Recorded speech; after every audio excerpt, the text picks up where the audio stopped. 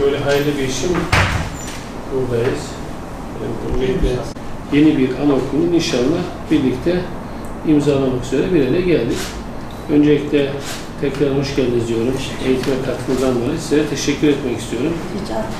Bu minvalde de eğitimdeki iyileşmenin her alanda iyileşme olduğunu, en hayırlı yatırım eğitim olduğunu her fırsatta dile getirdim. İnşallah ilimizdeki eğitimin de altyapısını fiziksel olarak iyileştirmek için devlet yatırımları yanında da hayırseverlerimizin katkıları da bu şehre çok değer katıyor ve örnek oluyor. İnşallah sizin bu katkınız, meccanen infakınız Urfa'da diğer hayırseverlere örnek olacak. Hayırseverimize size teşekkür ediyorum. Vererek fakirleşen, vermeyerek de zenginleşeni hiç görmedim. Evet. Onu söylüyorum. Dolayısıyla bu biriniz bin olur, bereketli olur.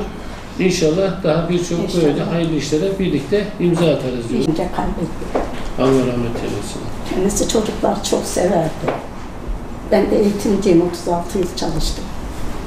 Sınıf öğretmenim. Maşallah. Kendisinin isteği. Bir vefa var bunun içerisinde. Evet, kendisinin isteği. Sen ne yaparsan bana da aynısını yap dedi. Kendisi koronadan öldü. Allah rahmet eylesin. Evet, işte ben de inşallah ölmeden isteğini yerine getirdim. Bu yönden çok mutluyum. Allah hayırlı mübarek eylesin. Şöyle. Neyse, bismillahirrahmanirrahim. Allah hayırlı olsun. Nereye bakıyoruz, oraya mı? Oraya. Evet. Sağ olsun.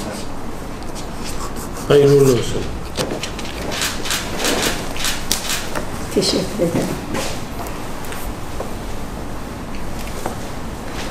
Sayın İnşallah Sivas'ta yaptığınızı burada da bekliyoruz. İnşallah. Bu